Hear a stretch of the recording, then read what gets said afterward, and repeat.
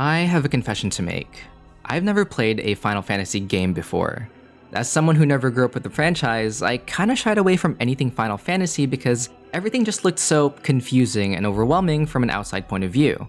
From its countless mainline games, spin-offs, crossovers, and even movie adaptations, it's really not as easy as saying, just start with the first game, considering its 37-year-long history.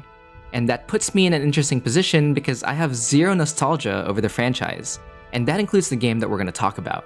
Today we're exploring one of the most famous entries in Final Fantasy, a game beloved by so many throughout the decades, and a game that I have been wanting to play for a long time.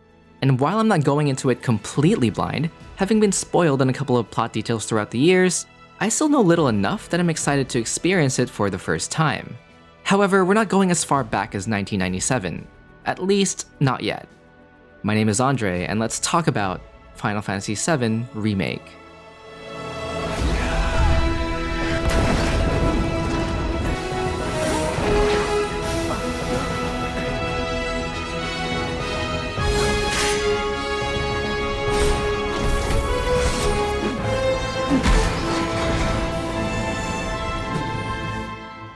Set in the industrial city of Midgar, we follow Cloud Strife, an ex-soldier turned mercenary who gets caught up with a resistance group called Avalanche.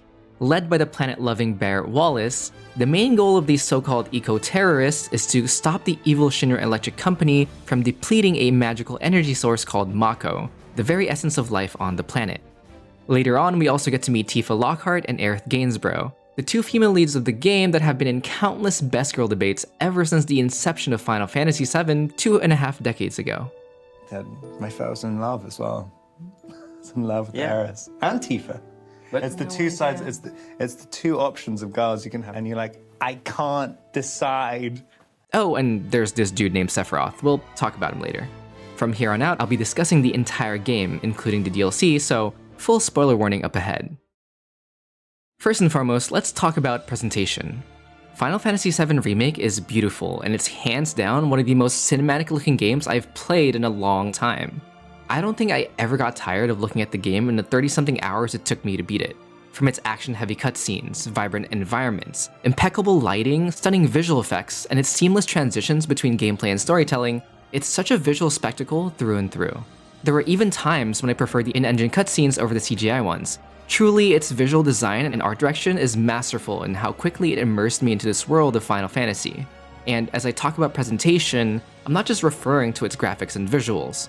I'm also referring to the game's overall vibe.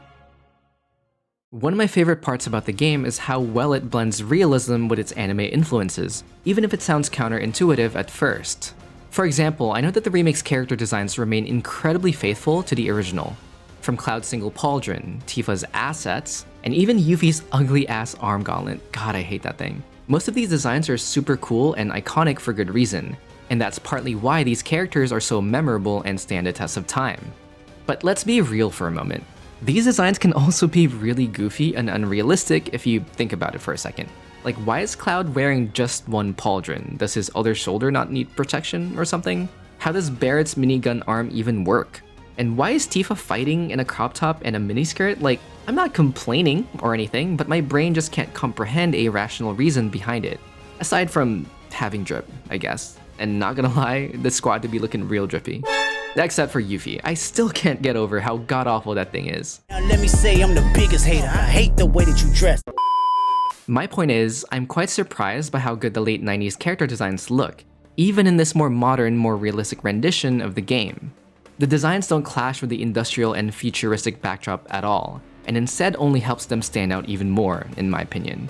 And honestly, I'm more surprised at the goofiness and nonsensical nature of the entire game as a whole, from its story, world, and characters, don't really bother me.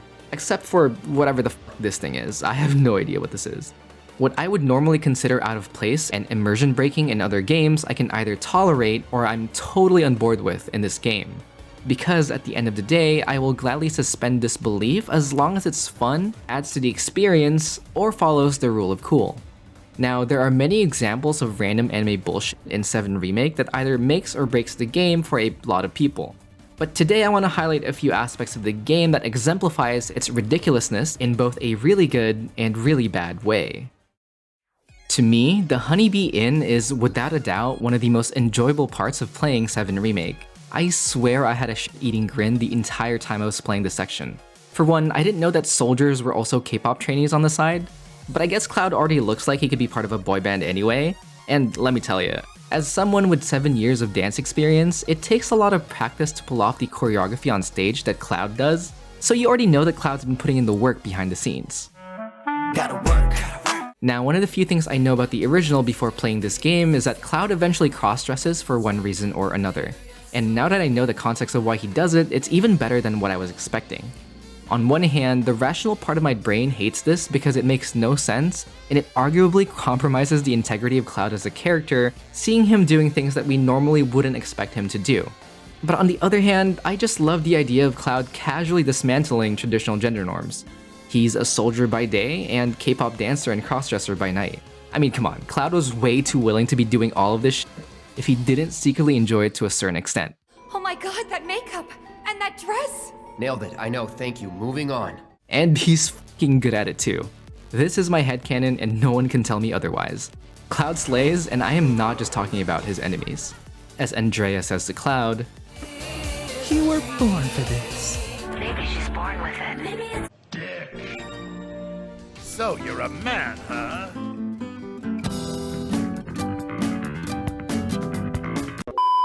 And as a side note, I really appreciate that the game uses this brief moment to promote gender identity and gender expression, despite the fact that Japan itself isn't the most progressive country in the world. True beauty is an expression of the heart. A thing without shame, to which notions of gender don't apply. Don't ever be afraid, Cloud. And now that I think about it, Chapter 9 has some really wacky but iconic shit in it in general. From the homoerotic squatting minigame, to Cloud getting a hand massage from Lady M, this chapter in Wall Market has some grade A anime bullshit, and I, for one, am here for it. Did that hurt? No. What the fuck? Then I'll move on to the base of the fingers. Let's see if we can't improve your circulation and get that blood flowing. Bruh. Is this how you like it? How about this? Or maybe this?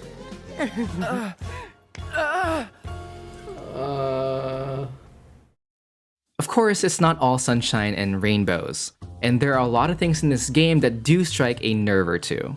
For example, the more I played the game, the more I realized how dumb and criminally incompetent Shinra Public Security is. Most of the time, they're literally just standing there doing nothing. He's just standing there, menacingly! And their uselessness culminates into one scene that audibly made me go, what the f is this? Let me set the scene. It's the beginning of chapter 16, and our band of heroes hatched this genius plan of jumping on a moving Shinra truck in order to infiltrate Shinra HQ. Now, I don't know about you, but if I was that guy driving that truck, I'm pretty sure I would notice people landing on top of my moving fucking vehicle. And sure, you could argue that maybe, just maybe, Cloud and Tifa can get away with it. But Barrett? The man is like 400 pounds of pure muscle and has a metal gun for an arm. Ain't no way you're not noticing that big-ass dude landing on top of your truck. And that's not even the worst part. When the gang pulls up at a security checkpoint, the guards don't see the 3 people just chilling on top of the truck. Anyhow, even though I'm complaining a lot about this one scene in particular, by this point I'm already like 25 hours deep into the game that stupid bullshit like this becomes so bad that it's good. And I can laugh at it for being so egregiously horrible. Of course, you can always argue that it was intentionally done this way for comedic effect, but still, these kinds of inconsistencies take me out of the story, jeopardizing the level of seriousness that the game wants us to view it with. But then again, I'm okay with it because it's really not that serious of a story sometimes. One of my favorite scenes in the entire game for how ridiculously stupid and unserious it is happens in the same chapter, right after infiltrating Shinra HQ. To preface, I have no idea if there are alternate routes you can take except for this one, but basically I unknowingly chose the route where you're forced to climb 59 floors via the emergency stairwell to make it to the objective, and there was literally no turning back. 59 floors. and you're controlling Cloud the entire time, seeing him gradually get tired, his movements getting slower and slower, until he's barely moving at a snail's pace near the top. This takes 8 minutes of real time, give or take, and it's genuinely some of the most fun I had playing this game. The highlight of this entire segment is undoubtedly the dialogue and banter between Cloud, Tifa, and Barret. It is absolute perfection, and one of the most relatable character moments in the game. This sucks! I want to go back!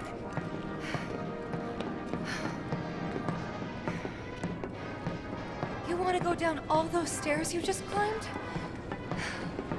I loved seeing their slow descent into madness, complaining and bickering the entire way through to distract themselves from the pain in their legs, their loss of breath, and the dreaded question that loomed in the back of their minds: how many flight of stairs did they have left to go?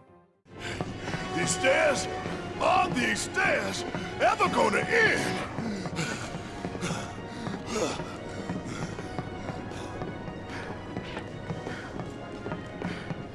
I don't know. Ask the stairs. I don't think the stairs are talking. In its own ridiculous way, this serves as a subtle reminder that our heroes are just like normal people too. They get tired and winded and exhausted just like the rest of us. And that's awesome to even show a sense of realism in a fantasy video game.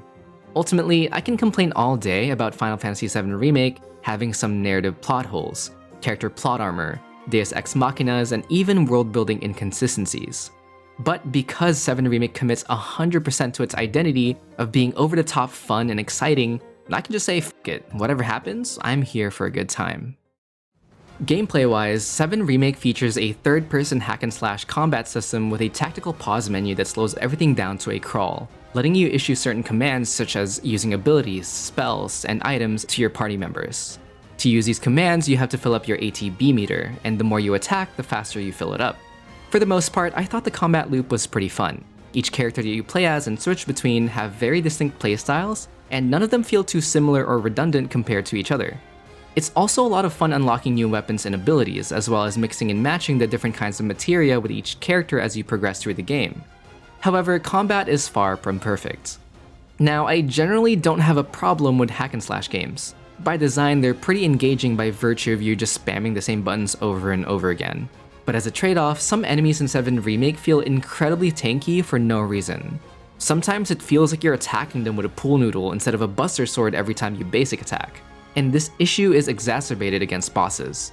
Sure, the stagger mechanic alleviates this problem a bit, but in my opinion, it becomes sort of a crutch for the game, making combat solely revolve around pressuring and staggering enemies.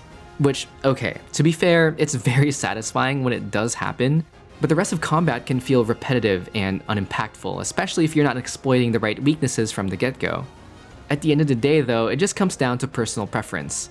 I like games with a slower, more methodical approach to combat way more than VII Remake being an action RPG where, aside from a few boss fights, I honestly didn't really need to think too hard about how I was playing. Still, even though I beat the game on normal, I appreciate that the game was challenging enough that I had to actually manage my items and resources, and there were definitely some difficult boss fights that pushed me to my limit.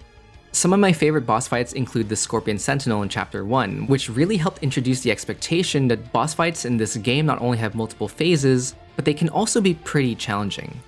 The Airbuster in Chapter 7 felt unique as a fight because of its stage design.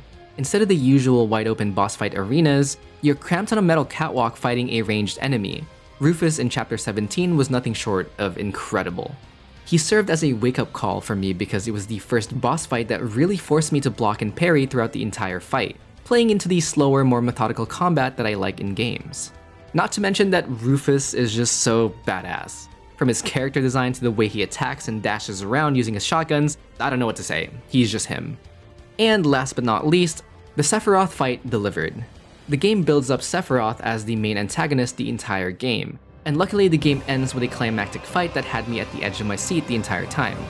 Oh, and special shout out to the Nero fight in the DLC as well. That was incredibly tense and a lot of fun to play. However, not all the boss fights were great.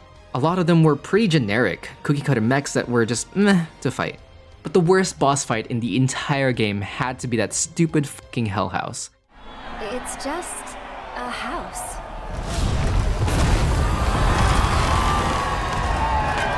It's no ordinary house. Call it a skill issue, I don't care, but goddamn, that was such an annoying boss fight. I didn't enjoy a single minute in the half hour it took me to beat it. In terms of level design, the game is very, very linear, which isn't necessarily a bad thing, mind you, but it does make the gameplay environment feel repetitive and samey. For example, a lot of the dungeon areas you explore are just segmented into hallways and combat rooms, over and over and over again. I don't know, it's just incredibly telegraphed when certain gameplay things are gonna happen because of how linear the levels are. And I wish there were more variety in the level design to spice things up and make it less predictable. That's why the Swordipede boss fight in Chapter 17 stands out to me, because it starts off in your typical open area with Cloud and Barret, and then it suddenly switches into another area with Tifa and Aerith, forcing you to change your strategy not only because of the shift in characters, but also due to the shift in environment. Thankfully, the game isn't strictly a dungeon crawler all the time. Sticking to its JRPG roots, it also has hub areas. Towns such as the Sector 7 slums or Wall Market, where you can shop for weapons, talk to NPCs, and definitely not do any of the side quests. Before y'all say anything, I tried, alright? It's not like I never gave any of these side quests a chance. I legitimately did a few of them, and honestly, the ones I did were so fucking boring and such a waste of my time that I just never wanted to do any more later in the game. Even Yuri Lowenthal's character couldn't get me to finish the fetch quest that I was on because it was just so mind-numbing, despite how much I like the voice actor. And speaking of shitty side quests, this leads me to my biggest criticism of the entire game: pacing. I firmly believe that this game did not need to be 30 hours long, upwards to 40 if you finish all of the side quests. There is so much unnecessary padding for time in this game that it honestly ruins the pacing and momentum of the story. And of course, I'm not just talking about moments where the characters sit around and talk to each other, because at least those character moments are intrinsically important for fleshing out our heroes' motivations, giving them complexity, and making them more interesting as a whole. Wait! Give me a minute! No, Why you have to be such a hard ass, bro? I ain't your bro.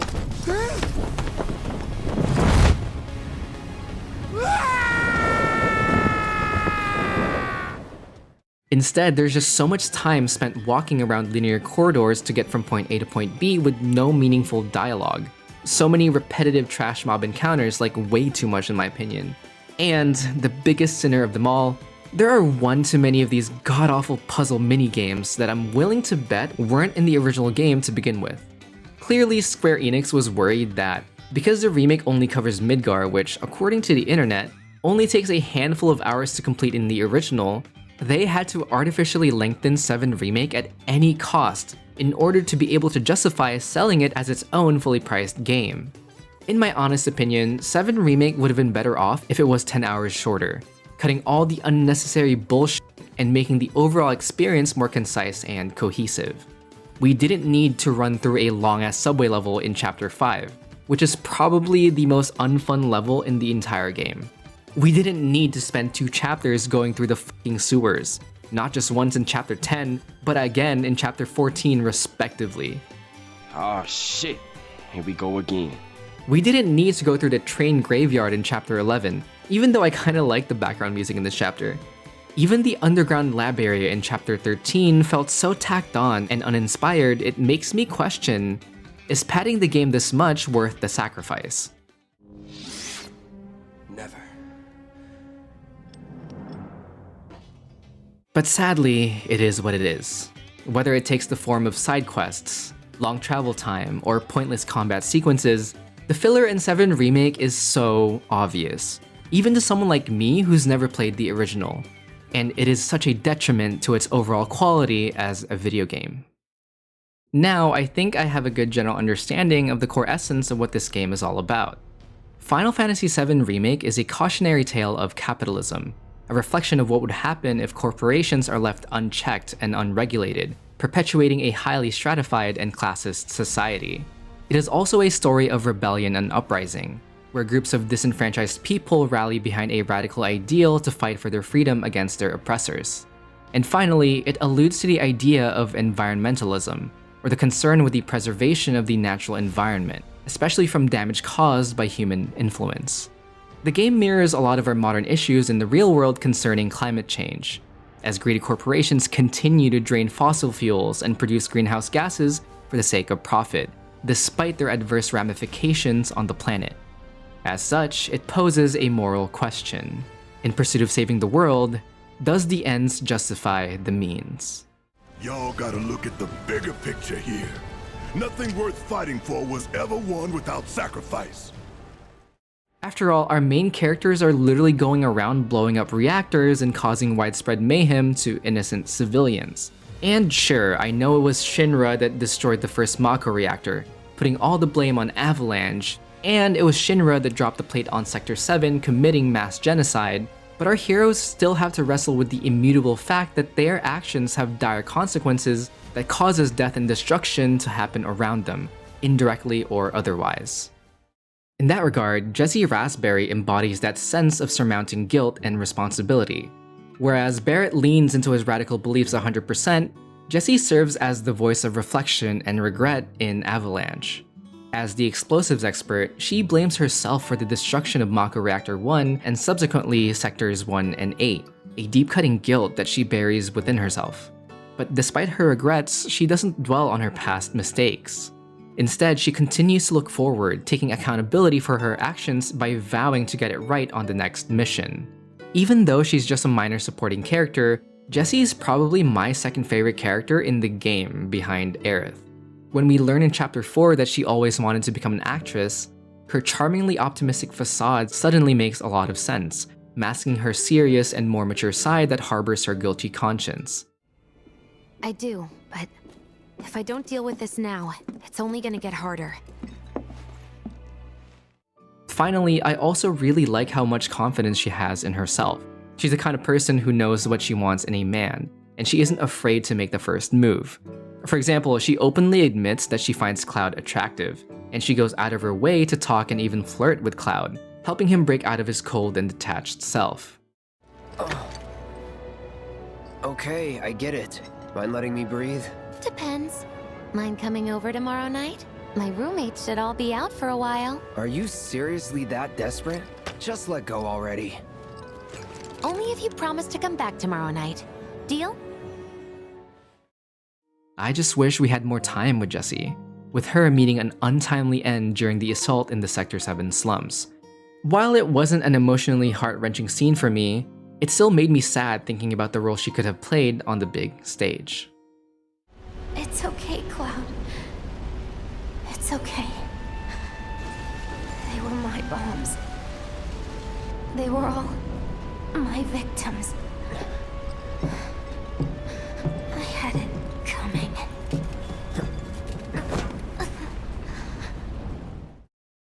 And speaking of death, the themes of war, sacrifice, and loss are highly prevalent in Final Fantasy VII Remake. In order to achieve freedom, in order to save the planet, who are you willing to lose? But who are you willing to lose? Nobody wins in war, Vi.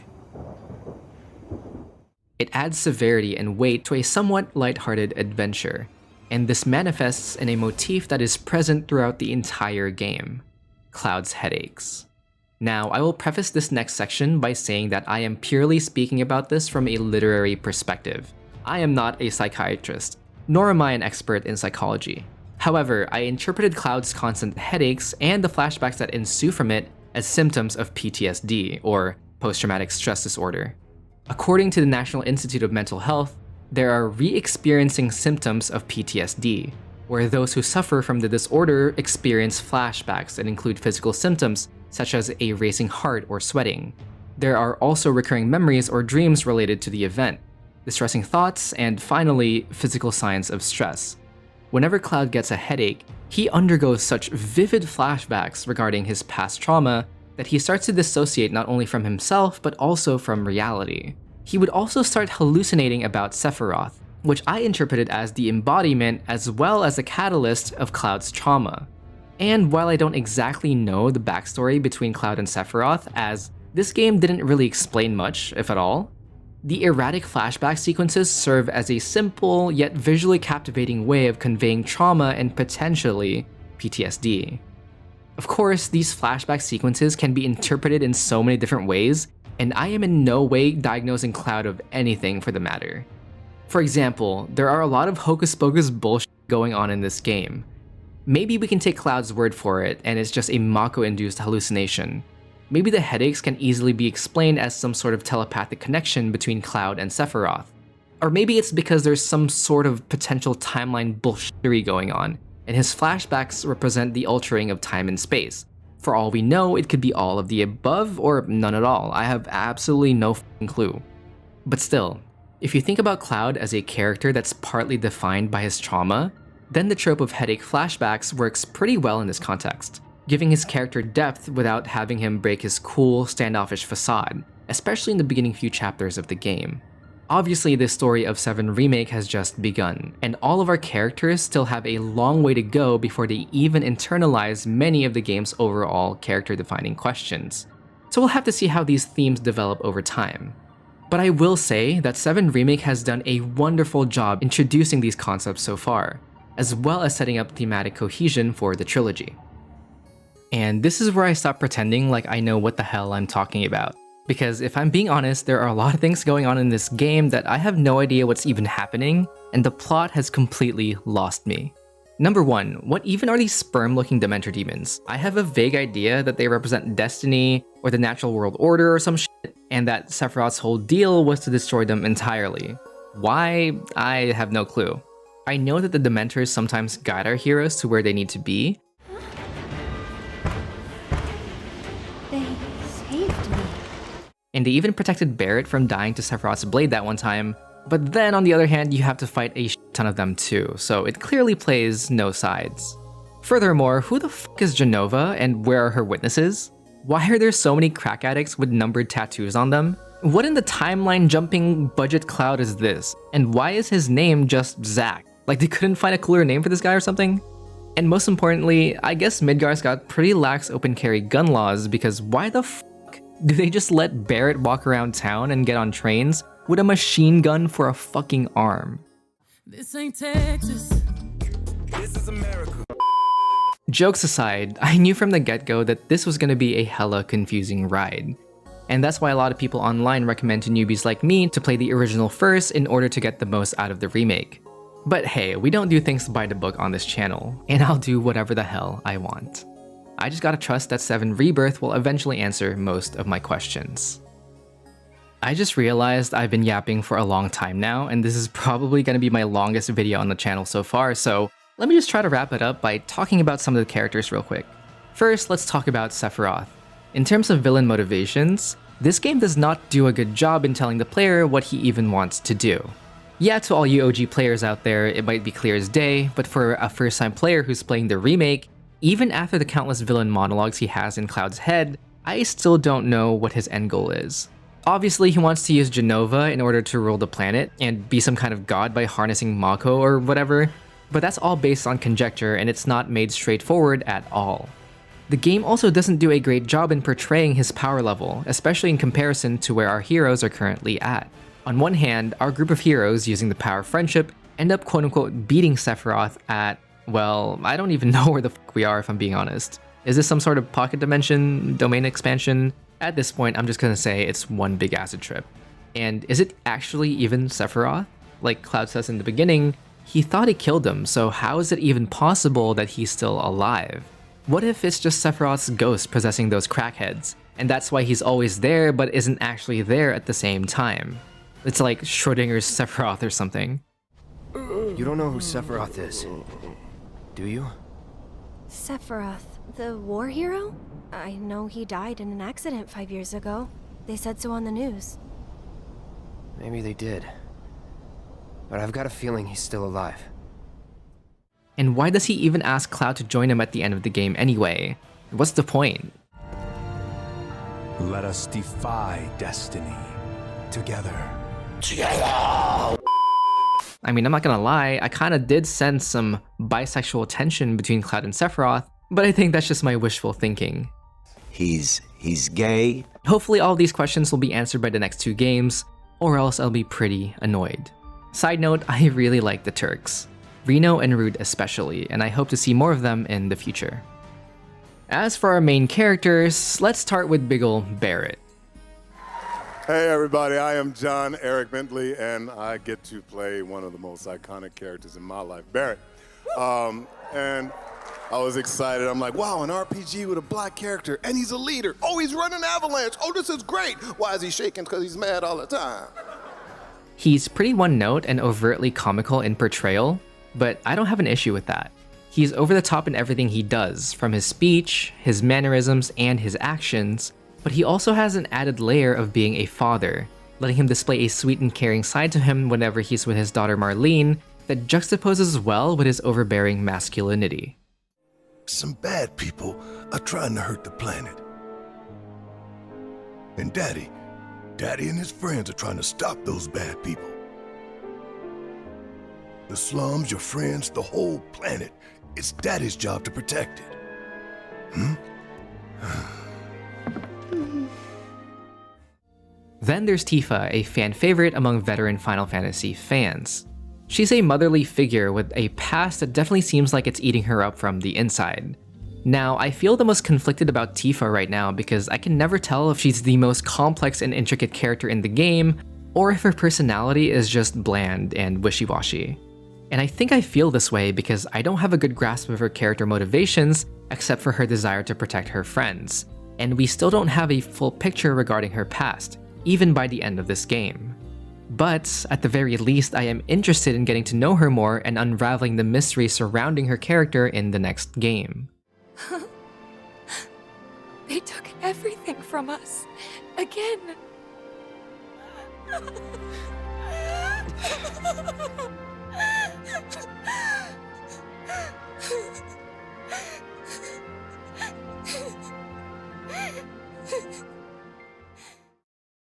Next, let's talk about Aerith, aka Best Girl.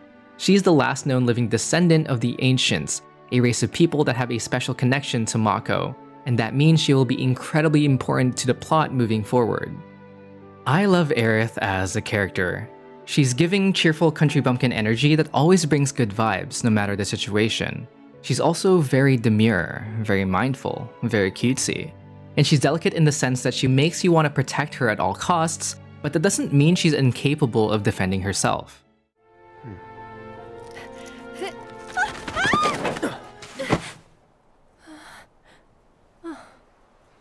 My hero. Never a dull moment with you. That a compliment? Not really. Thanks anyway.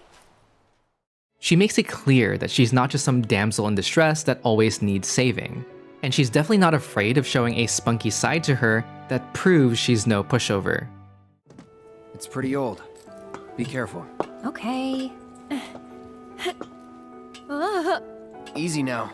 You worry too much. I'm not some princess who needs to be coddled. Shit. And I do gotta commend Square Enix real quick for having a cast of strong female characters who are more than capable of getting shit done and have agency and self-determination over their own lives.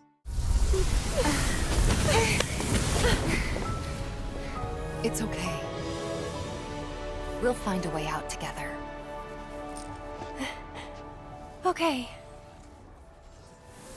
Although all the ladies kind of have a harem thing going on with Cloud, so I guess that's 2 giant steps forward, 1 small step backward. But hey, we take what we can get in terms of social progress, alright? Last but not least, I do want to mention that Red 13, our talking dog companion, exists. I can't believe this is the same voice actor who voiced Ryuji from Persona 5. Max Middleman's range is crazy good. For real? But also, I don't really find Red 13 that interesting right now because we just met him at the end of the game, and he's not even a controllable party member, so I hope the next 2 games do him justice. Ultimately, it's hard for me to talk about these characters right now because their stories are just barely beginning, and we just gotta wait to see where we go from here.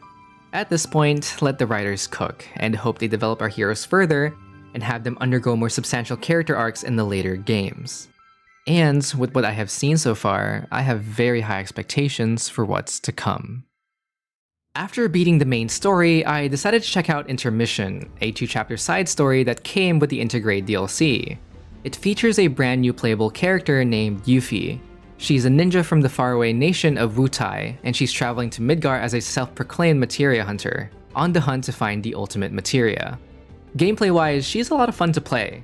She controls incredibly smoothly, and there is added variety to movement that makes traversing each level more dynamic, even if it's just a slight improvement. In combat, she's probably my favorite character to use in the entire game. Sure, there was a bit of a learning curve, but you can literally cast fire-style jutsus like your motherfucking Sasuke Uchiha. What's not to like here? Well, actually, there's a lot not to like. For one, this DLC starts off pretty rough. I had such a bad first impression of Yuffie. In fact, I did not like her for a majority of Chapter 1. Yuffie reminds me of all of those cringy TikTok videos where people act like super exaggerated anime characters, and I hate how accurately it matches her uncanny mannerisms. And I think it's because Yuffie embodies all these stereotypical cute anime girl tropes that I utterly despise. And every time she opens her mouth and does a little gesture alongside it, I die a little on the inside. I thought 7 Remake was pretty anime already, but man, this DLC turns it up a notch. Luckily, I will admit that Yuffie did grow on me the further I got into the side story, and that is in large part to the introduction of Sonon, who acts as an NPC companion, and he's voiced by Alex Lee. Side note, their synergy attacks are super cool, and I hope Final Fantasy VII Rebirth expands on this mechanic a lot more than it currently does in 7 Remake. Honestly, from the end of Chapter 1 to the entirety of Chapter 2, the DLC focuses more on Sonon and his desire for revenge more than Yuffie, especially when we infiltrate Shinra HQ and confront Scarlet, the Shinra director who caused the death of Sonon's little sister.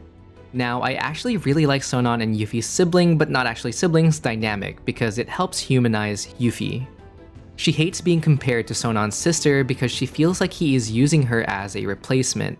You asshole! I'm not a kid! I'm not your sister! This new side of her makes her less of a caricature and more of a believable human being. Yuffie's character growth is solidified at the end of the DLC when Sonon is killed by Nero, in what has to be the most gruesome scene in the entirety of the game. In fact, I might be wrong on this, but I think this is the only time in the game where blood is actually shown on screen, given the game's T rating. I'm not gonna lie, the ending of the side story probably hit me the hardest compared to anything that happened in the main game. Of course, part of that is literally because the main storyline isn't even close to being over, and the stories of our main characters are just getting started more than anything. But Sonon's death came as a surprise to me. Despite being a side character in the DLC, I'm surprised at how much the game was able to make me care about Sonon in such a short amount of time.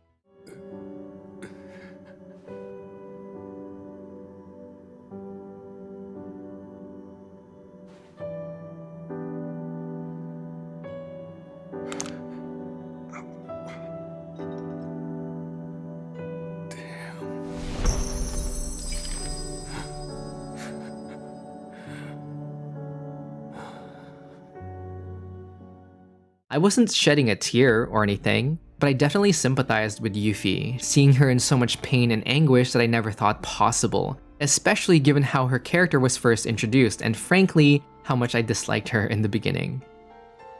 That ending cutscene with Yuffie just letting out a haunting shriek as she sees the plate fall on Sector 7 was incredibly poignant and powerful, marking a turning point in her character.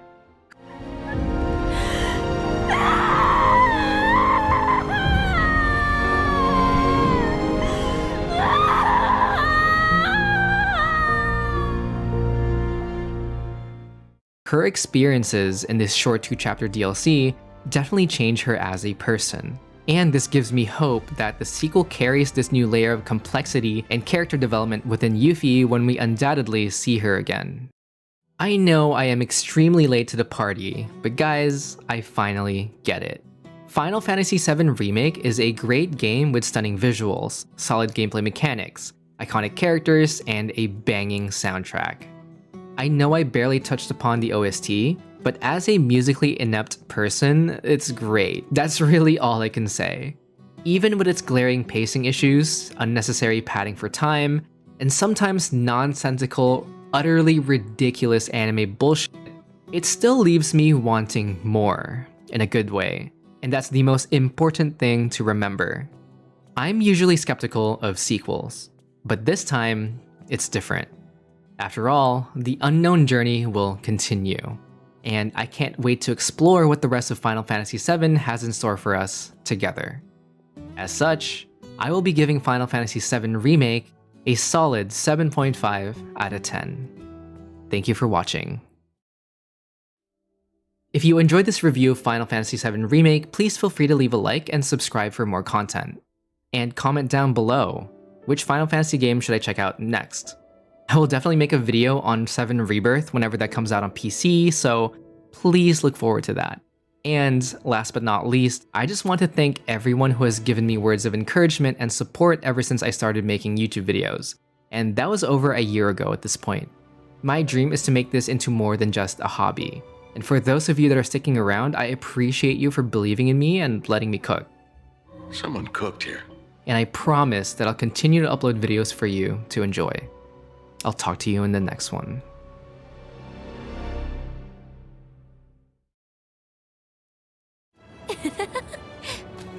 Nighty night.